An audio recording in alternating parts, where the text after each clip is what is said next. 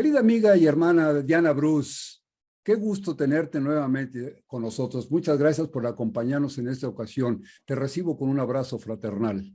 Gracias, querido Rafael. Muchas gracias por esta oportunidad. Diana, querida, en nuestra charla anterior, hace un par de semanas, estuvimos comentando el contenido de tu libro que se llama Artemis, Muerte y Resurrección, un libro precioso que nos platicabas que está con posibilidad de acceso por medio de Amazon. Entonces, este libro lo he leído así de una sentada y me encantó. A lo largo es un hermoso relato de unos misteriosos viajes que emprenden una pareja de enamorados, Artemis Rosabel y John. Y nos platicas la historia, cómo se origina y todo, pero de la mano de ellos paseamos por los recintos secretos de la capilla Rosslyn, una capilla que está allá en el viejo continente, allá por Escocia, y pudimos acercarnos a las leyendas medievales, entre otras leyendas medievales, pues las que incluyen los misteriosos caballeros templarios, ¿no? Esos famosos, los pobres caballeros de Cristo. Y platicando de eso, la verdad, nos quedamos pendientes de muchos temas. Entre otros, me gustaría mucho profundizar en el interesantísimo tema de la vida, la muerte y la resurrección, que ha sido algo que a través de los siglos, a través de los milenios, ha inquietado mucho al ser humano. Para redondear algunos aspectos de aquella charla de hace 2 semanas, que versó, todo estuvimos hablando sobre la historia de tu libro, considero importante platicar sobre otros libros más antiguos en los cuales se encuentra reflejado el viejo y eterno interés humano en la vida después de la muerte. Digamos que como que eso es lo que ha originado una serie de leyendas, religiones, historias muy interesantes. Diana, querida, estos temas tienen las más antiguas leyendas. Por favor, tú que tienes experiencia, que has investigado mucho sobre eso, platícanos algo sobre libros antiguos que atesoran la sabiduría ancestral. ¿Qué te parece si para empezar nos vamos por el fabuloso Edén, el famoso paraíso, en donde tuvieron su nidito de amor los señores Adán y la señorita Eva? Claro que sí, Rafa. Ellos, pues, el libro judeo-cristiano por excelencia, la Torá, la Biblia, sitúa a lo que se dice los primeros seres humanos, Adán y Eva, y los sitúa en un lugar pues fabuloso, desde luego el Edén, el paraíso. ¿Qué me puedes platicar de eso para abrir boca? Pues mira, Rafa, que según nos cuenta la historia oficial, que no es la misma que aparece en las piedras y los documentos, los papiros que han ido saliendo en los años, pues desde el año 1920, los 30, sobre todo en el 45, 47, cuando fueron desenterrando muchas cosas arqueológicas que nos dan mucha información nueva, que no está en el Viejo Testamento. Les voy a hablar de la historia oficial y la historia que se encontró después, que es mucho más antigua, pero la encontramos hasta los 40, por ahí de la Segunda Guerra Mundial, ¿no? ¿Por qué le llamas historia oficial? ¿Quién puso esa historia oficial? Digamos que ahorita lo que es la Biblia, lo que es el Nuevo Testamento, el Viejo Testamento, pues antes eran mitología, Rafa, y se tomaron como historia.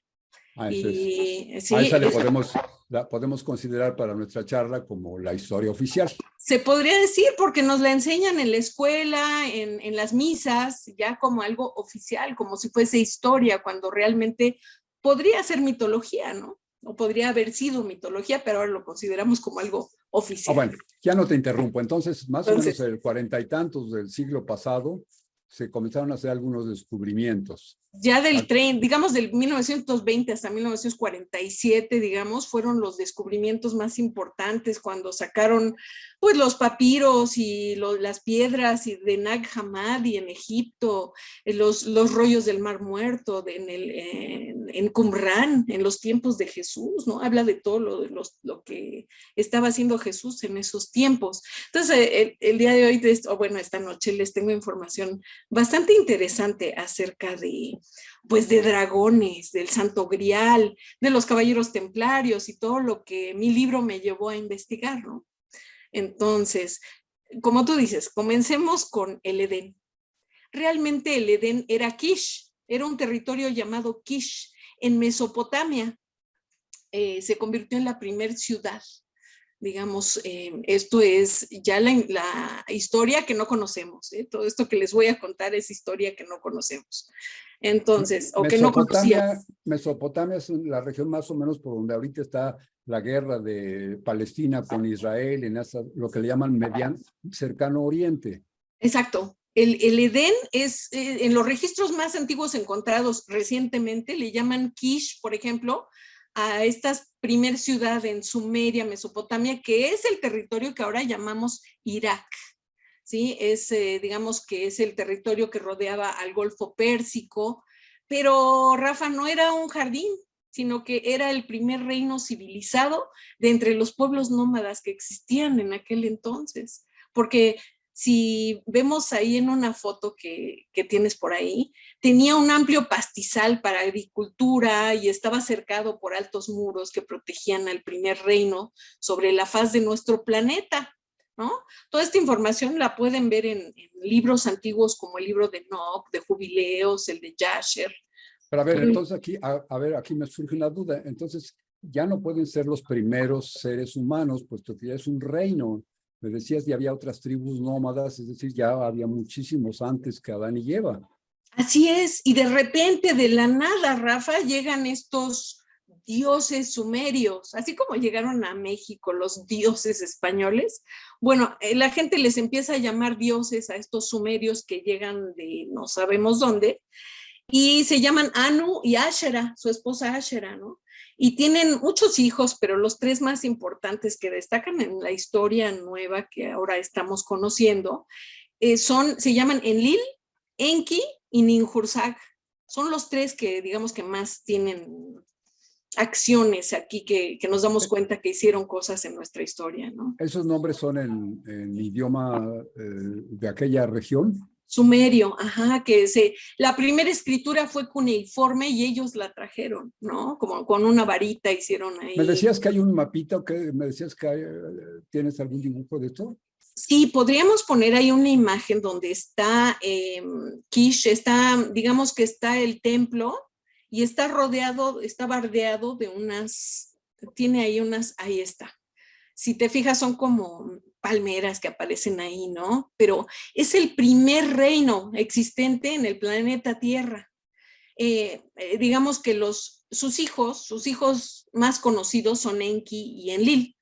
Enlil se llamaba Enlil Kingal, que quiere decir Dios de la montaña, y Enki, que quiere decir arquetipo. Enlil fue quien trajo la inundación y destruyó a Sodoma y Gomorra por ser grandes centros de sabiduría y de aprendizaje. ¿Sabías eso, Rafa? No, porque a nosotros no nos contaron eso, ¿verdad? Yo sabía que Sodoma y Gomorra era un lugar muy divertido.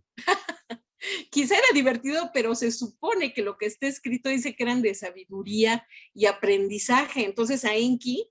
Bueno, esto que estamos viendo en pantalla, ¿qué es, Diana? Esto es el primer reino, ¿no? Es el primer edificio que hicieron, que realmente es la Torre de Babel, que la conocemos en la Biblia como la Torre de Babel, pero era el reino de Kish. Hay otra foto por ahí en donde muestra Mesopotamia. Atrás de esto, allá atrás a la izquierda, hay otras construcciones que probablemente sean casas habitación.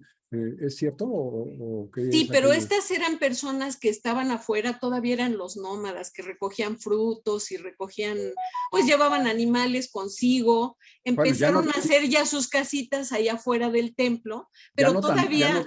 ya no tan nómadas, puesto que ya tenían casas y templos, ¿no? Sí, ya hicieron sus templos, no, pero casas sí, porque tenían ahí a su ganado, ¿no? Sus frutas, sus huertos para poder sobrevivir.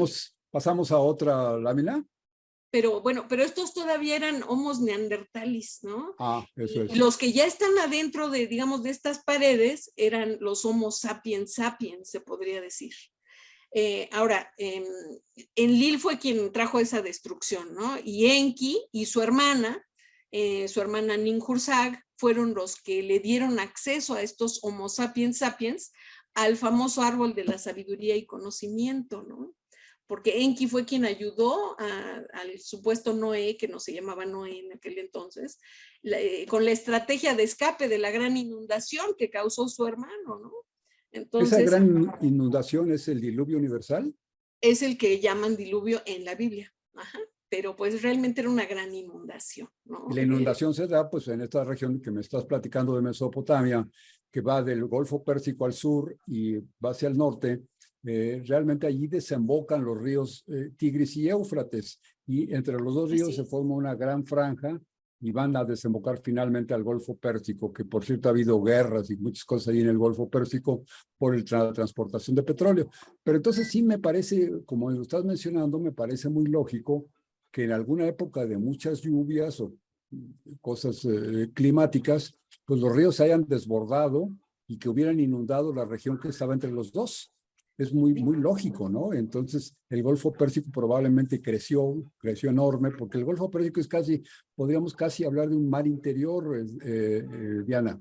Es casi un mar interior porque está muy estrecha la entrada del Océano Índico, y ya entra a la región esta que ahora se llama Irak o Siria, y entonces se va hacia el norte. Entonces es muy probable que se hubiera inundado esa región entre los dos ríos y que el Golfo Pérsico hubiera crecido, y eso podríamos considerarlo como pues, un antecedente o una historia real del famoso diluvio universal, que pues no se oye tan real, ¿no? El diluvio universal pues, y el arca de Noé y todo eso, pues no se oye muy histórico, se oye como, más bien, como tú decías hace rato, más bien mítico, ¿no? estamos suponiendo, porque no estuvimos ahí, ¿no? Si no podemos regresar en el tiempo y presenciar los hechos de la historia antigua, pues lo Claro, único que nos queda es confiar en los antiguos escritos iraquíes que fueron recientemente descubiertos, ¿no? Antes de que se escribiera el Viejo Testamento, y estos son mucho más antiguos que el Viejo Testamento.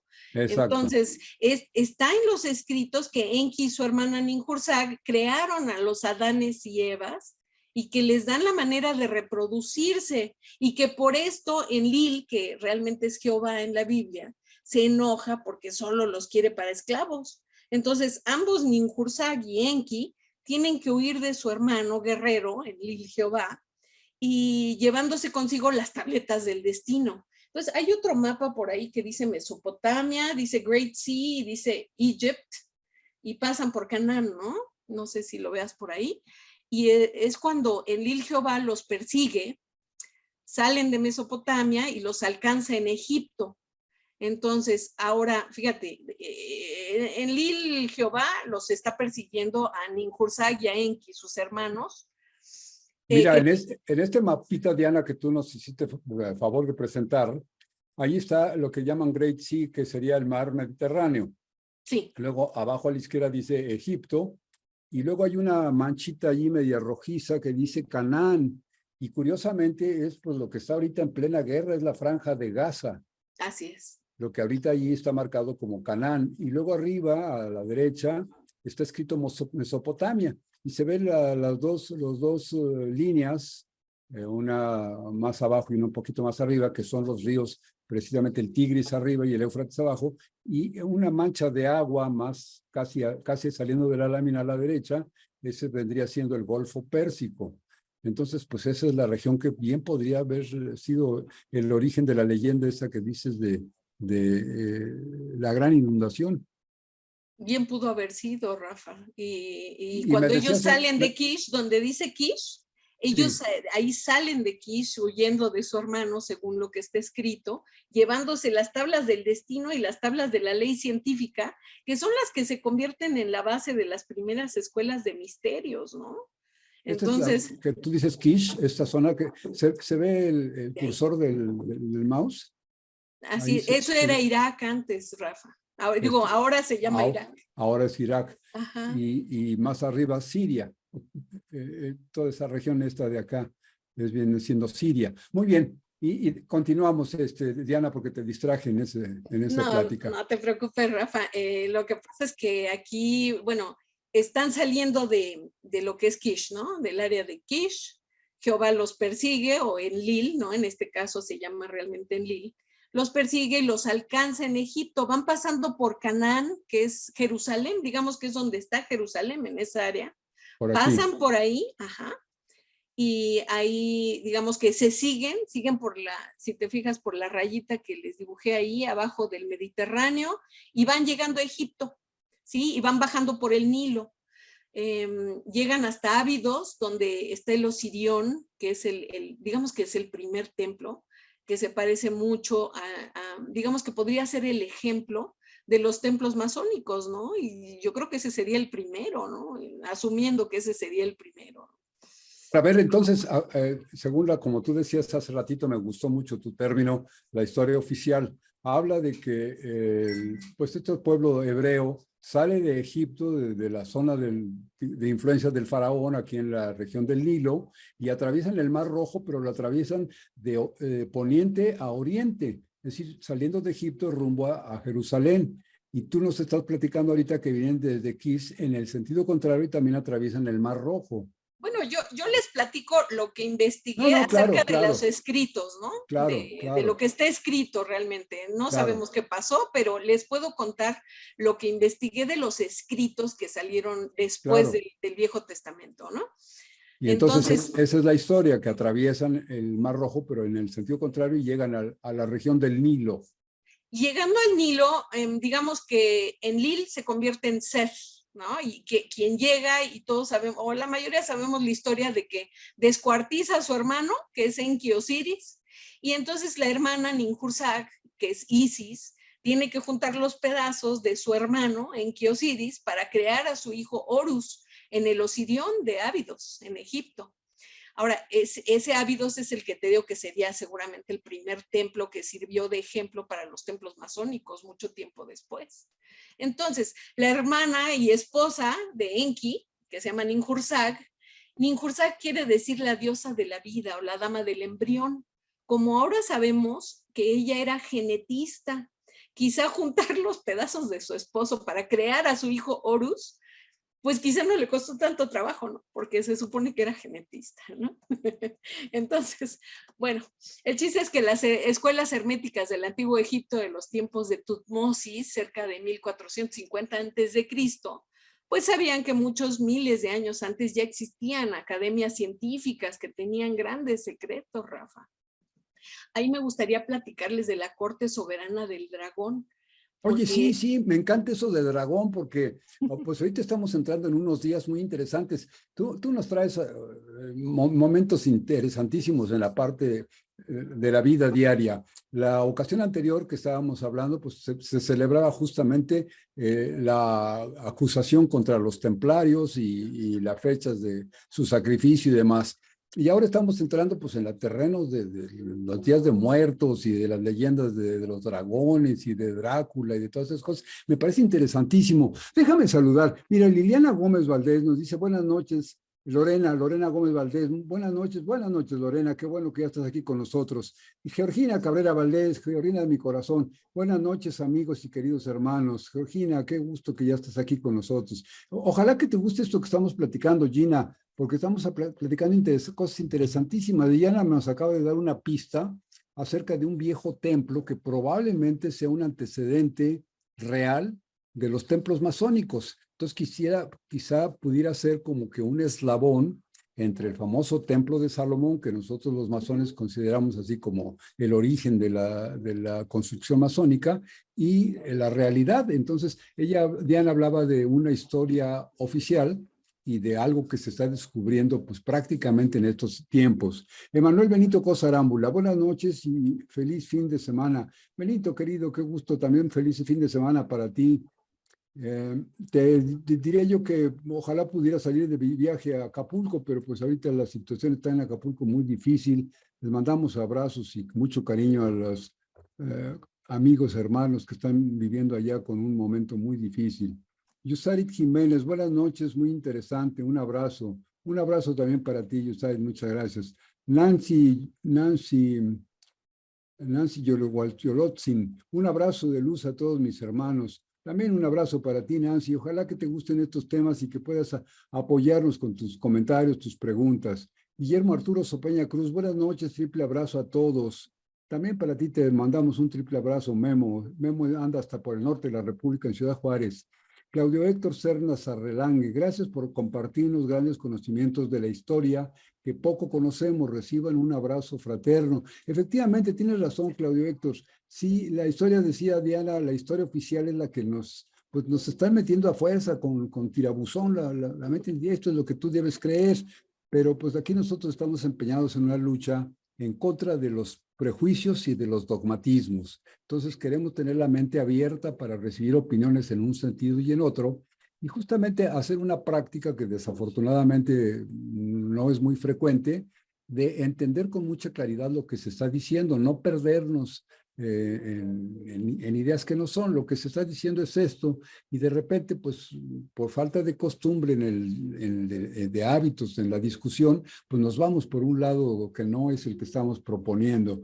Xochitl Hernández, abrazos fraternales, soy fan de nuestra querida Diana. Gracias, querido Rafa, por estas charlas entretenidas. Gracias a ti, Xochitl, es un honor que nos acompañes y me da mucho gusto que te parezcan buenos estos momentos de conversación con personas pues como Diana, porque yo lo único que hago aquí es preguntarles y mostrar mi ignorancia, pero Diana nos está dando toda una lección de todo esto que ocurrió. Entonces nos quedamos en que llegan estos personajes.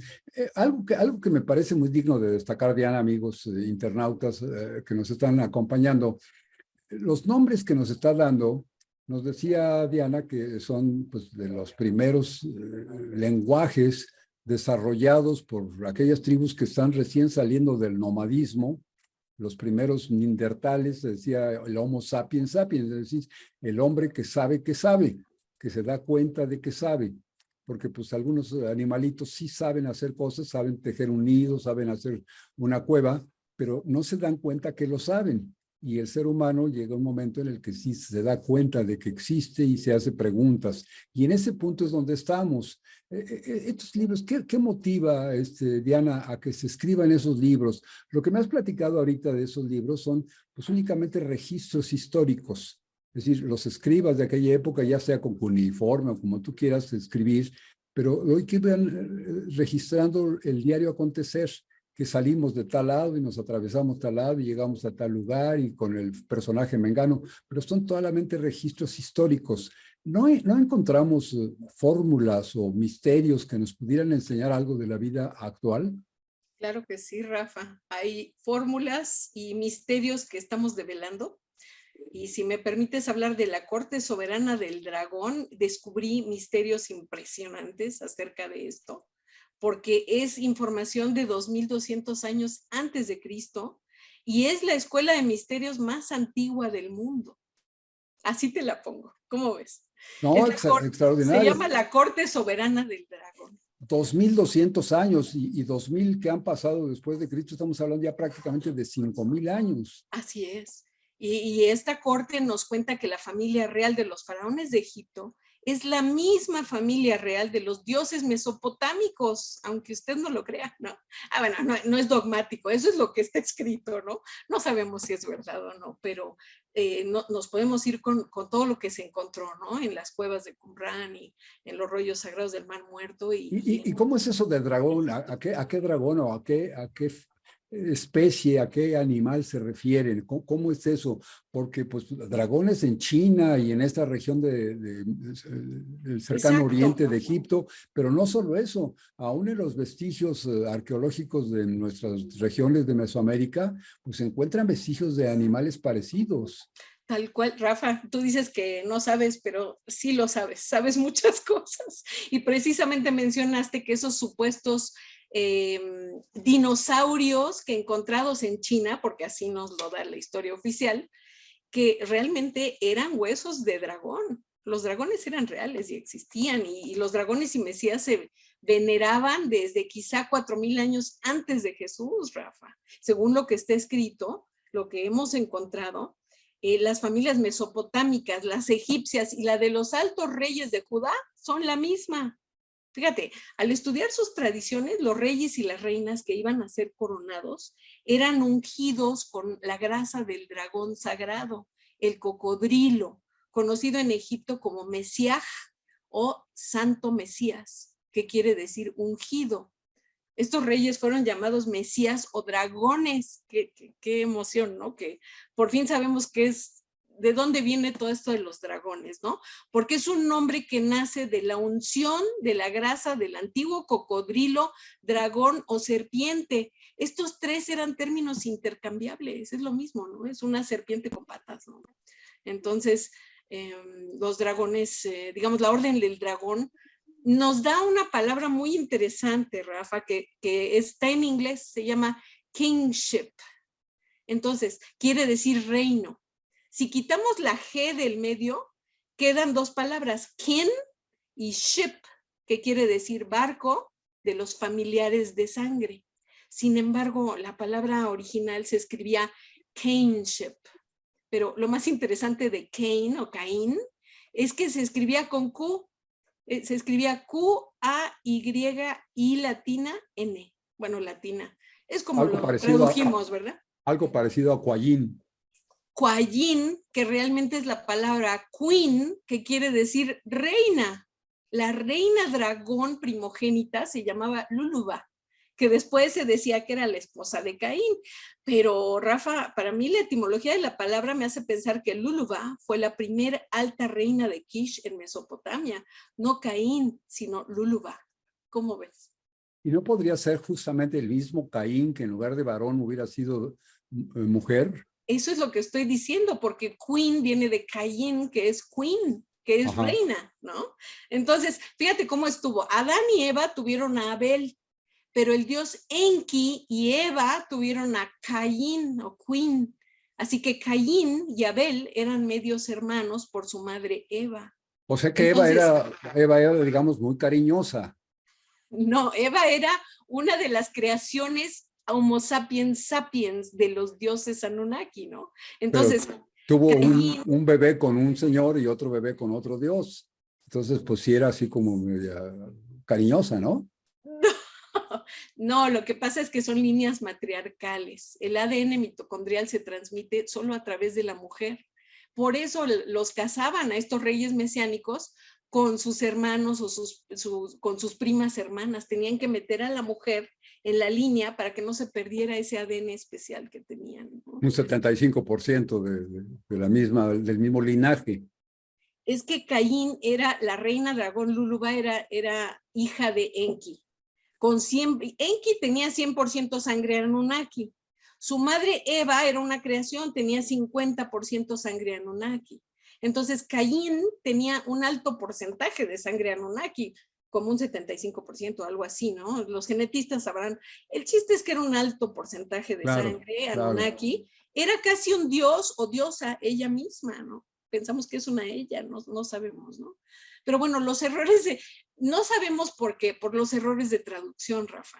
Fíjate, Claro. te voy a dar dos ejemplos de errores en la traducción que son muy chistosos acerca de Caín, que fueron, uno, Caín se alzó sobre su hermano y dejó su sangre tirada sobre la tierra, cuando la correcta traducción ahora sabemos que sería la sangre de Caín era tan avanzada que la sangre de su hermano Hebel o Abel era terrestre en comparación. Qué diferencia, ¿no? Otra traducción muy chistosa, es un error de traducción. La palabra tierra no era como arcilla o barro. La Biblia dice, Caín cultivaba la tierra, cuando los escritos sumerios decían que Caín tenía dominio del planeta Tierra, un poco diferente, ¿no? Claro, ¿Cómo claro. ves? Y entonces probablemente la famosa manufactura de Adán, pues no fue con arcilla, sino se está refiriendo a que fue creado como el monarca del planeta, ¿no? Sí, Caín era hijo o hija, más bien, hija de Anu, directamente, de un dios, Anunnaki, ¿no? Y el otro era Entonces, Abel, que Abel era pues bastante menos importante que Caín. Abel era una creación nada más de ellos, de Ninhursag y de Enki, que eran los genetistas, hermanos de Enlil. Y me Ellos decías que había fórmulas relacionadas con el famoso dragón o el cocodrilo sagrado o el ungido. Así es, si tenemos tiempo para explicarte esto de las fórmulas, necesito regresarme a la historia original del Éxodo, que comienza cuando Anu se va a jubilar de su puesto de presidente o rey acá en la tierra y sube al cielo, según esto entre comillas, sube al cielo. Su primer hijo, Enlil, va al consejo Anunnaki a pedir la supremacía. Pero Enki la disputa diciendo que él es el hijo de la primera esposa de su padre Anu. Así que el argumento de Enlil pierde fuerza.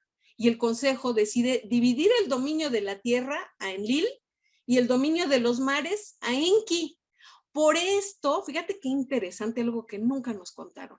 Por esto Enlil Jehová se enfurece porque quería ser el único Dios verdadero venerado por la gente y abre las puertas de Kish para que los acadios y otros invasores que hablaban lenguas diferentes todos entraran e invadieran y saquearan la ciudad de Kish. Entonces, ¿podrías mostrar la foto del Sigurat? Que es, digamos que hay una foto donde está completo, en un dibujo de cómo supuestamente sería, y una foto donde ahí en esa foto ya está destruido, ¿no? Llegan y destruyen los invasores Kish, y entonces en esta historia del saqueo de Babel, que sí conocemos, cuando cae la torre mencionada en la Biblia, que realmente no era un obelisco, sino un sigurat, que un sigurat es como una pirámide hecha de varios pisos, el primero siendo más amplio y los siguientes, en la otra foto se ve cómo los siguientes pisos son más pequeños y se van acercando al cielo, ¿no? A sus dioses. Entonces, tenemos el año exacto de cuando sucedió esto, porque la última vez que se sabe de Enlil Jehová es en tiempos de Abraham, cuando hace que casi mate a su hijo a Isaac, ¿recuerdas en la Biblia? Sí. Eso fue en el año 1960 antes de Cristo, Rafa.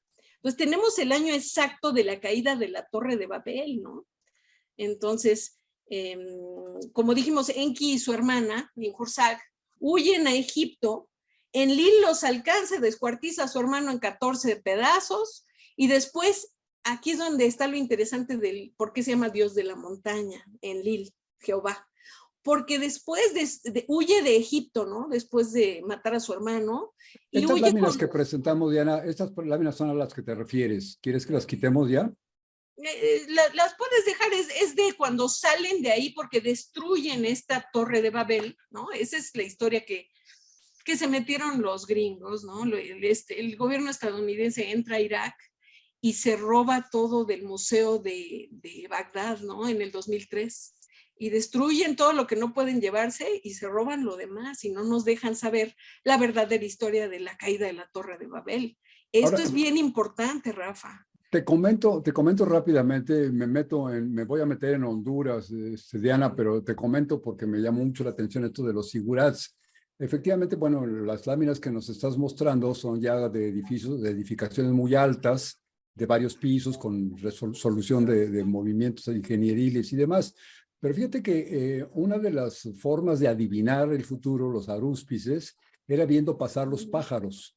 Entonces, dependiendo del pájaro que pasara y dependiendo de la dirección que trajera el pájaro, pues les daba a ellos una noción de que iba a haber un buen tiempo o mal tiempo, de que la guerra se iba a ganar o se iba a perder, en fin, era en lo que basaban sus adivinaciones. Bueno, entonces para ver más cerca al pájaro, pues comenzaron a hacer pequeños bordos, pequeños montículos de tierra para que el adivino, el observador, estuviera un poquito más cerca del cielo y así fueron creciendo. Entonces, los más antiguos sigurats que se encuentran, como tú dices muy acertadamente, 3,000, 4,000 años antes de la era cristiana, se encuentran vestigios de esos sigurats que eran todavía mucho más sencillos de los que vemos en las láminas. Eran verdaderos montículos de tierra, pequeños cerritos en donde se paraba el arúspice. Y obviamente con el tiempo van dándole mejor forma, más sentido artístico, más sentido de construcción y llegan a eso que tú nos estás mostrando ahorita, que son sigurats muy ya definidos, muy claros. Pero sí, efectivamente, pues son construcciones, llamémosle fundacionales, ¿no? Estás hablando tú de los primeros Homo sapiens sapiens, estamos hablando de... Alta tecnología arqueológica, Rafa. Muy desarrollado, pero en alguna ocasión me recuerdo ahorita, Diana, me viene a la mente que tú me platicabas algo de que lo que estamos viviendo es una quinta raza. Entonces, podría ser que todos estos desarrollos tecnológicos y culturales hubieran sido desarrollados en razas anteriores. Bueno, mi papá era antropólogo y su mejor amigo estudiaba el calendario azteca. Entonces mi padre pues me contó, ¿no? Que ya mucha gente sabía leer el calendario azteca y es el que describe que somos la quinta raza humana que ha vivido en este planeta.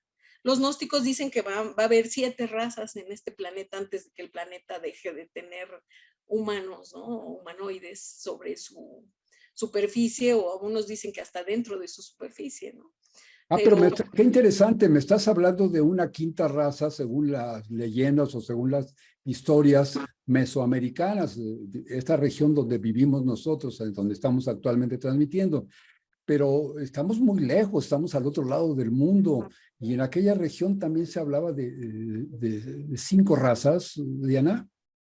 sí, lo que pasa es que esta es una información que todos en el planeta tenían, porque pues se habla de que los atlantes ya tenían una tecnología tan avanzada que ya tenían naves voladoras y todo esto, y se destruyen por su ego, y pues llega esa gran inundación de la que estamos hablando y destruye a los atlantes. Pero muchos atlantes se escapan y terminan siendo nosotros, la quinta raza aria, que somos, nos llaman los arios.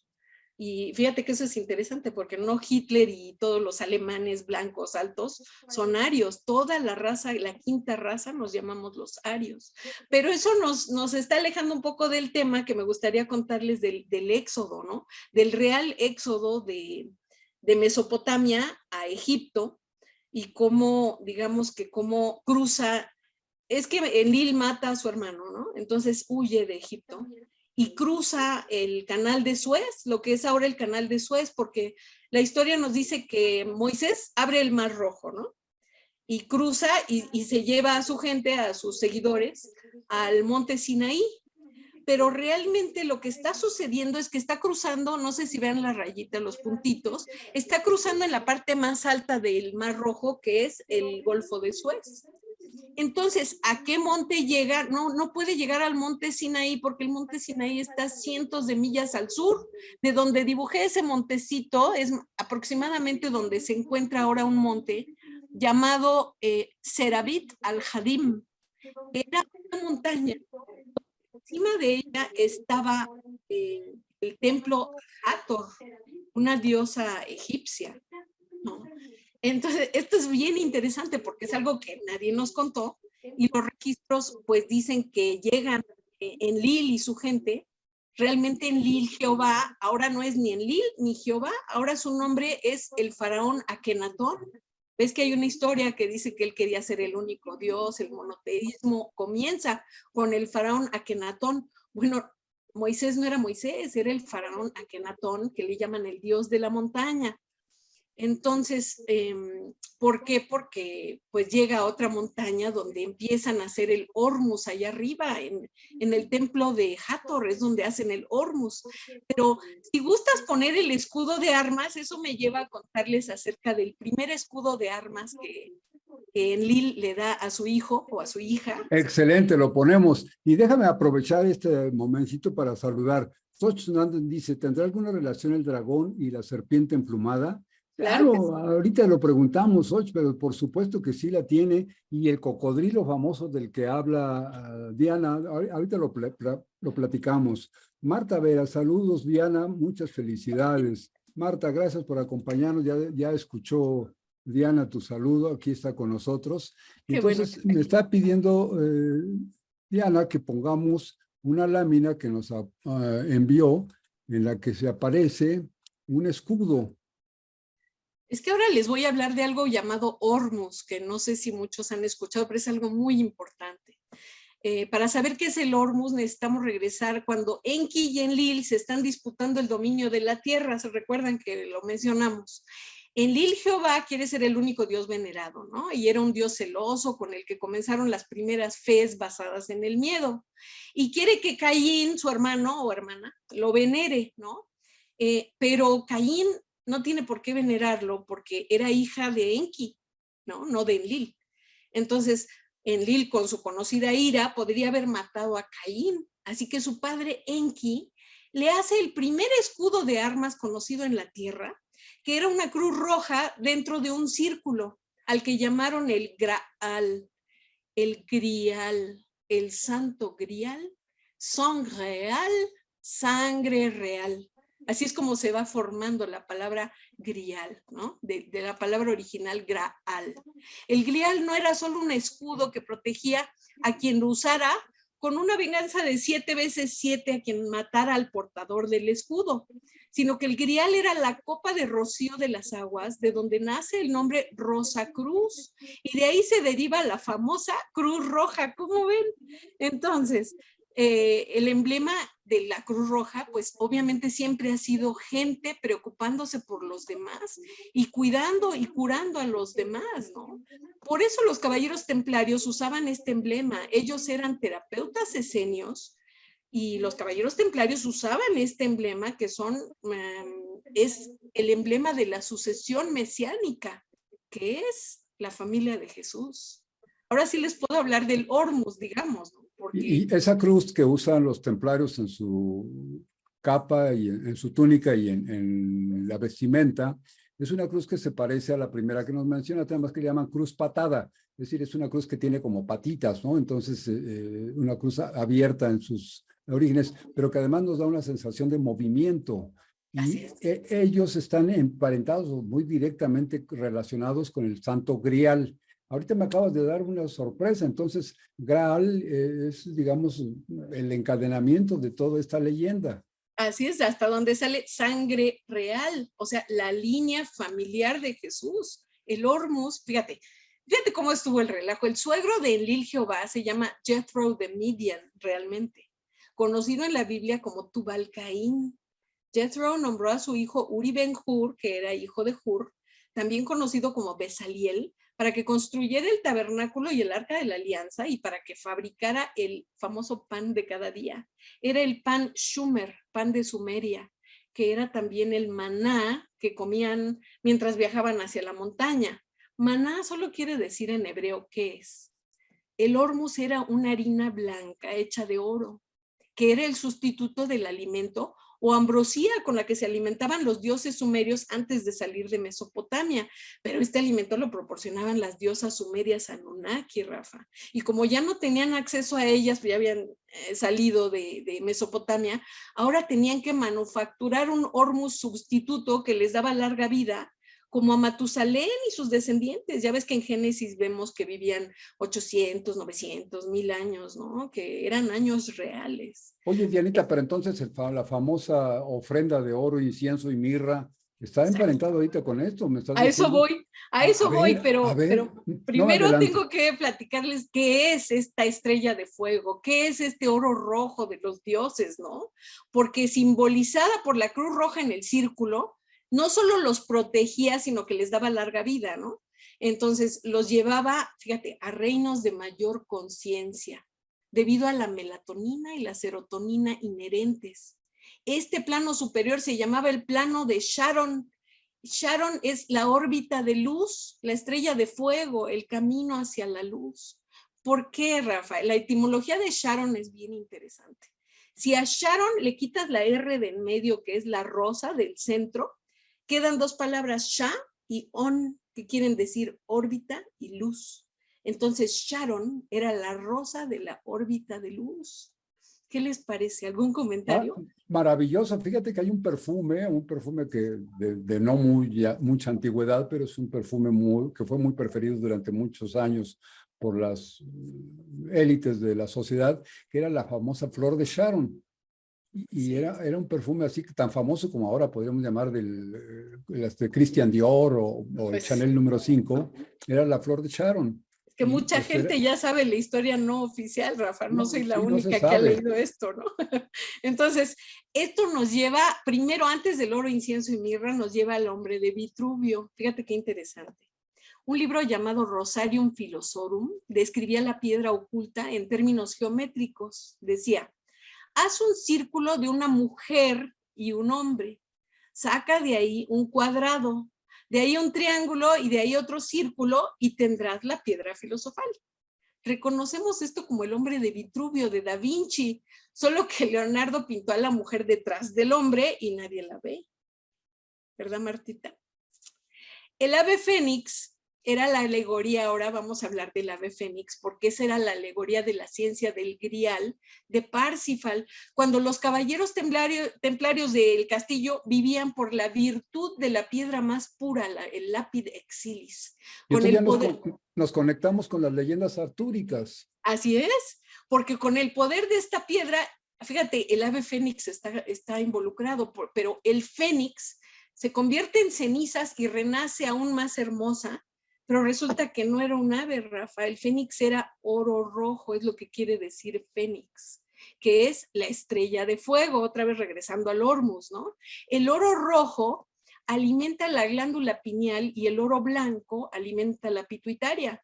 Si tomamos ambos, podremos decir, como dijo Enlil Jehová enojado, mirad, el humano se ha convertido en uno de nosotros, ¿no? Y es que, bueno, hablando de oro, ahora sí les puedo contar del oro, el incienso y la mirra. Fíjate cómo está la situación. Aquí es un regalito para ustedes, cosa que nadie no sabíamos o no lo habíamos analizado. Mira. Al bebé Jesús, los 3 reyes magos le regalaron oro, incienso y mirra. ¿Por qué? El oro es símbolo de la realeza. El incienso de pino, origen de la palabra pineal, de la glándula pineal, ¿no? Es símbolo de sacerdocio.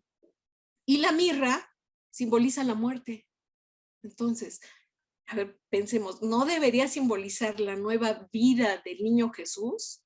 ¿Por qué muerte, Rafa? Porque en el mundo antiguo, la raíz del conocimiento venía de la no séfira del árbol de la vida llamada Dar, que quiere decir death o muerte. ¿Sí?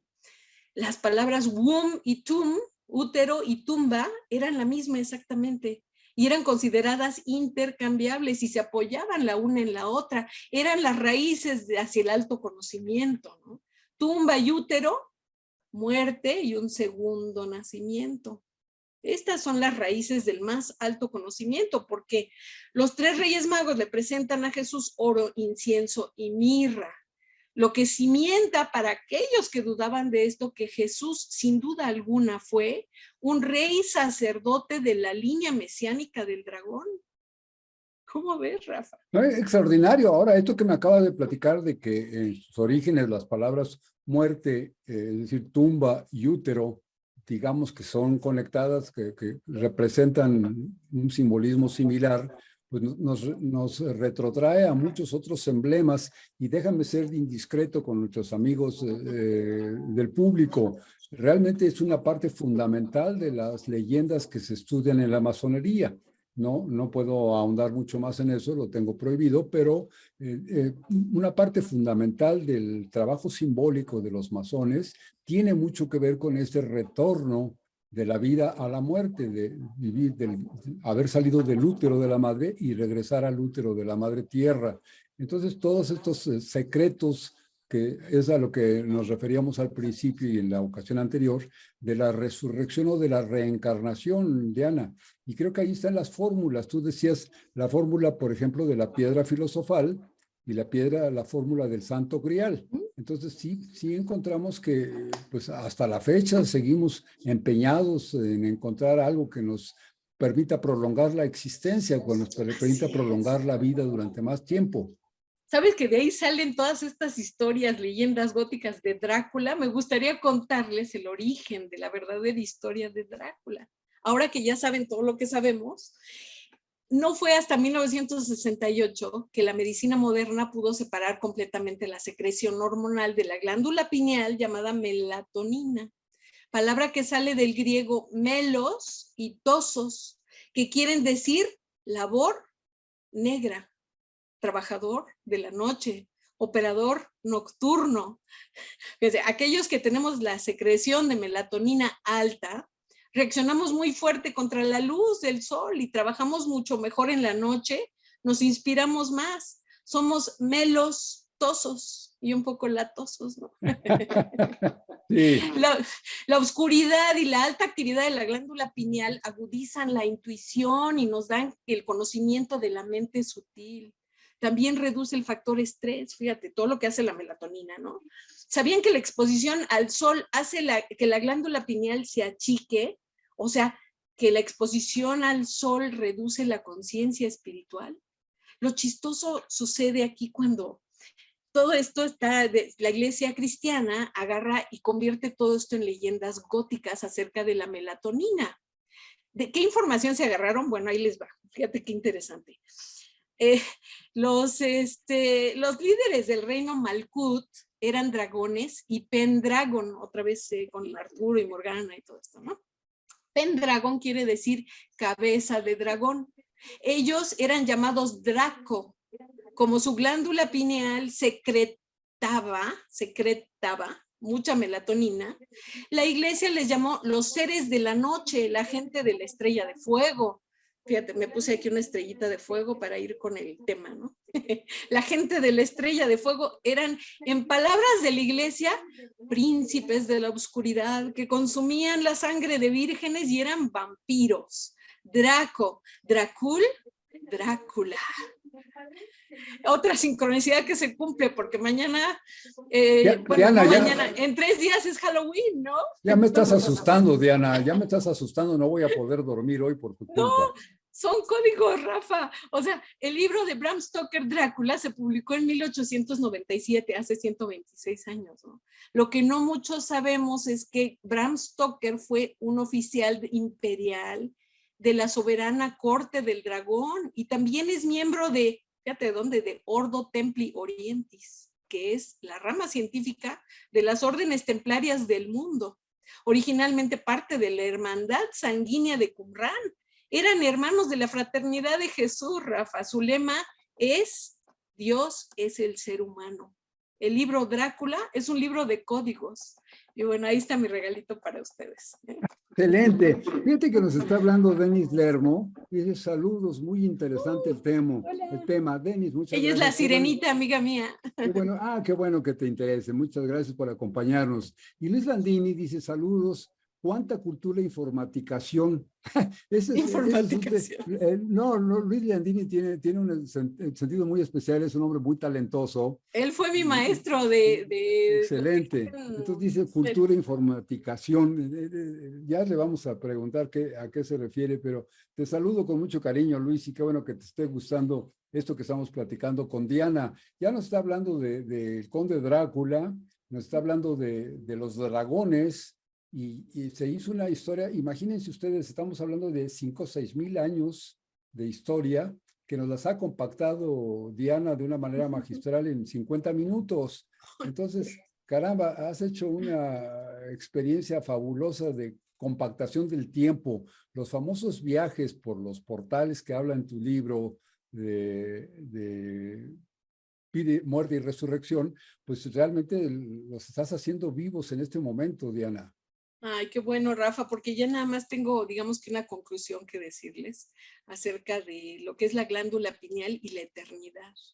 La glándula pineal es la que nos da las ideas eternas, Rafa. A través del pensamiento aprendemos a saber para poder cambiar las ideas eternas a concepciones terrenales de lo espiritual para llevarlas a la vida práctica, ¿no? Entonces, la glándula pineal es la que envía frecuencias, pulsos, hasta fenómenos psíquicos. Se le llama el ojo de la sabiduría, del autoconocimiento, de la visión interna, ¿no? Está dentro. Es la clave para el conocimiento intuitivo, el acto de saber. Es lo que da la sabiduría, no solo el aprendizaje, ¿no? Entonces, las personas espirituales pueden saber las cosas, intuir la verdad de las cosas. Los iluministas y los rosacruces se referían a la sabiduría como ayin, palabra que quiere decir ojo. El saber viene de la oscuridad del ayin, del ojo interno, de la glándula pineal. Ayin es el origen del nombre Caín, con Q, que es el ojo de la reina en la oscuridad. Porque Caín nos da la palabra queen, como vimos, ¿no? Que en lugar de ser rey, es reina, ¿no? La línea mesiánica era transmitida, como te dije, a través del ADN mitocondrial que solo lo puede transmitir la mujer, la que intuye, la que sabe, la que adivina, ¿no? La mujer sabia, a la que ahora llaman bruja, ¿no? Por eso se les alimentaba con melatonina a los hombres en particular, porque la mujer era quien proporcionaba esta melatonina, ¿no? La línea matriarcal, Diana, ¿no? Porque, en la época actual, en la época actual en la que pues, nos van envolviendo con nuevas teorías que aparentemente destruyen todas las antiguas y que dice que la nueva tecnología es lo que sí vale, lo anterior no vale. Bueno, estas ideas nos sacan, por ejemplo, una cosa que se llaman ciclos circadianos. Y con ese nombre de ciclos circadianos nos dan a entender cómo algunas personas, digamos que organizan mejor su pensamiento en ciertos horarios del día. Y ahorita nos acabas de dar una clave extraordinaria.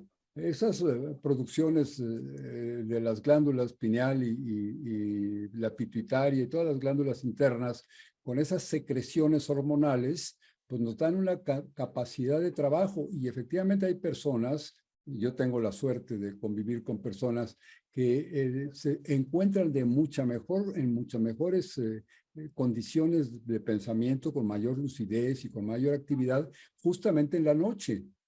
Sí, y hasta longevidad, Para Rafa, ellos es un también. sacrificio levantarse en la madrugada o levantarse al salir el sol. Prefieren trabajar pues, a la luz de la luna. Sí. Y esto también nos recuerda a algunas prácticas masónicas sensacionales. Tú eres también de esos, Diana, imagínate. Entonces, Sí. normalmente la misma cultura actual, el sistema económico y social actual, pues nos obliga a pensar lo contrario. Quienes viven de noche pues son los policías que vigilan los edificios, las oficinas y los que hacen la limpieza y eso como que es muy pesado trabajar en la noche.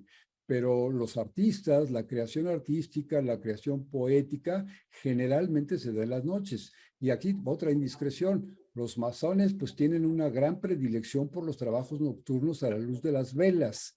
Y esto se habla, pues ya se va un poco diluyendo la teoría fantástica y se va hablando de la práctica por tal y tal razón y lo aterrizan de repente en fórmulas muy chabacanas. Pero todo esto tiene una gran profundidad, Diana. Me parece que lo que nos has explicado hoy es un contenido extraordinario. Ay, qué bueno que te gustó, Rafa, porque lo último que quería decir era que por eso tenían que casar a los reyes con sus hermanas o primas hermanas, para que su ADN no perdiera esa agudeza que proporcionan las secreciones. ¿Por qué lo digo así? Secreciones de la glándula pineal, porque de aquí sale la palabra secreto, de secreciones. Y con eso los dejo, Rafa. Y Espero entonces, que la les haya glándula, gustado mucho esta nada información. más aclárame una cosa, la glándula pineal, más o menos, ¿dónde está localizada en nuestro cuerpo? Ah, te mandé un dibujito, creo. No sé si lo tienes por ahí en WhatsApp, de la glándula pineal. Está exactamente, mira, aquí está un dibujito. A ver si lo alcanzan a ver. Ay, sí. Hay un ojo de Horus a la izquierda de la pantalla y a la derecha está un corte del cráneo. Entonces ahí Exactamente, está justo en medio. Si tú partes el cráneo exactamente a la mitad, Rafa, partes una cabeza a la mitad, vas a ver esto, porque es ¿qué será? Un frijolito que ves ahí rojo, sí. es la glándula pineal, Y fíjate qué precisamente, y es de interesante, donde qué sale el gran ojo. parecido, muchas gracias Diana, qué gran Ajá. parecido tiene ese corte, que podríamos hablar de un tomógrafo moderno, ese corte del cerebro a la mitad, donde se ve claramente la estructura de la glándula pineal, cómo coincide en el diseño con el ojo sagrado de Horus de los egipcios. El ojo de Entonces Ra, pues ¿no? hay una El manera Ayin, ¿no? de El ojo en el entenderlo. triángulo, el ojo en el círculo, ¿no? De la geometría sagrada. Inclusive El en ojo en la algunos, pirámide, ¿no? inclusive con algunas letras del hebreo moderno. Tienen alguna reminiscencia de ese tipo de diseños. Podríamos hablar ahora de un diseñador moderno que podría dar una imagen de ese tipo. El Qué dólar, ¿no? interesante. Bueno, Ya ves que el dólar tiene esa imagen, ¿no? esa es la glándula pineal y eso es la que produce la melatonina. Así es, y sí, la Y, serotonina. Ahora, si tomásemos el oro rojo y el oro blanco al mismo tiempo, nos convertiríamos como super seres humanos, ¿no? O como dioses, como les decíamos a los dioses, ¿no? Pero ese es un ritual que la iglesia ya no comprende, porque ¿qué fue en el 391? Que el emperador Teodosio ya prohibió las religiones paganas, desde entonces se dejó de comprender este ritual de tomar el vino y comer el pan. De eso se trata todo esto, Rafa. A partir de Nicea, del El concilio de concilio de Nicea. Nicea fue en el 325. Y pero eso fue cuando llega Constantino I, junta a toda la gente que tiene los rollos sagrados del Mar Muerto, precisamente que fueron metidos en vasijas y los encontramos hasta el 1945, pero él nada más elige los que le convienen para poder manipular a esos cristianos que se le iban, porque él ya iba a perder a toda su gente con la gente los judíos que empezaron a seguir a Jesús y las enseñanzas de Jesús. Entonces él dice, bueno, entonces yo también voy a ser cristiano, pero quédense y síganme pagando sus impuestos. De ahí salió la palabra pagano, ¿no? Todas las religiones paganas somos los que le pagamos a los romanos, ¿no? Los impuestos, y lo seguimos haciendo, Rafa. Aquí seguimos pagando nuestros impuestos, de paganos seguimos todos. Diana hermosa, yo me quiero quedar otras 4 horas aquí platicando contigo porque me tienes muy emocionado. Ya hasta me asustaste con Drácula y con todas estas cosas, pero me tienes muy emocionado. Sin embargo, me faltaron mis colmillos, Rafa. Me quería poner unos colmillos, pero sin embargo, no encontré. Por cuidado a nuestros amigos y nuestros hermanos que nos ven por internet, que pues también ya tienen necesidad de descansar, ¿cómo redondearías este tema de hoy que a mí me ha parecido extraordinariamente bien explicado? Estamos hablando de los muy antiguos libros, probablemente los primeros libros que se conocen, estos con la escritura cuneiforme en la zona de Mesopotamia, la región donde después se dijo que había sido el Edén, en fin, toda esa antiquísima cultura produjo los primeros libros que quizá eran registros contables. Es muy probable que lo que tenían al principio eran registros contables, pero después de eso son registros históricos. Y finalmente hay otros condicionamientos para hacer libros, inclusive los últimos, que son libros pues, en los que se suplica a un ser supremo para que le dé facilidades o le quite problemas. En fin, otro día hablaremos de por qué se desarrollan los libros, pero me has dado unas lecciones extraordinarias hoy y creo que las fórmulas, aquellas fórmulas que buscamos actualmente con mucha inquietud todavía, de la fuente de la eterna juventud, de la belleza permanente, del no envejecimiento, de la vida eterna y finalmente de la conexión con los que ya se fueron. Una conexión de alguna manera, la esperanza de que regresen, de que vuelvan a estar con nosotros. Todos estos misterios pues están explicados a través de 5,000 años o 6,000 años de historia escrita en libros. ¿Cómo redondearías esto para despedirnos de nuestros amigos internautas, Diana? Pues Rafa, con una recomendación que si van a investigar a todos los que les interese estudiar este tipo de cosas y tratar de ver saber, ¿no? Que lo que nos enseñan en la escuela y en misa es la historia oficial y que lo que ahora se ha ido descubriendo desde los años 1920, 30 y que los encuentros de los arqueólogos sirios que nos van dando claves importantes en nuestra historia, como el arqueólogo William Petrie, que no les pude mencionar antes, que era un inglés que murió en Jerusalén en 1942 excavando la información que contradecía al Viejo Testamento. Entonces, después del 45 se desentierran estos papiros y en el 47 también, y pues que lo que pasa es que esta información contradice lo que dice el Viejo Testamento.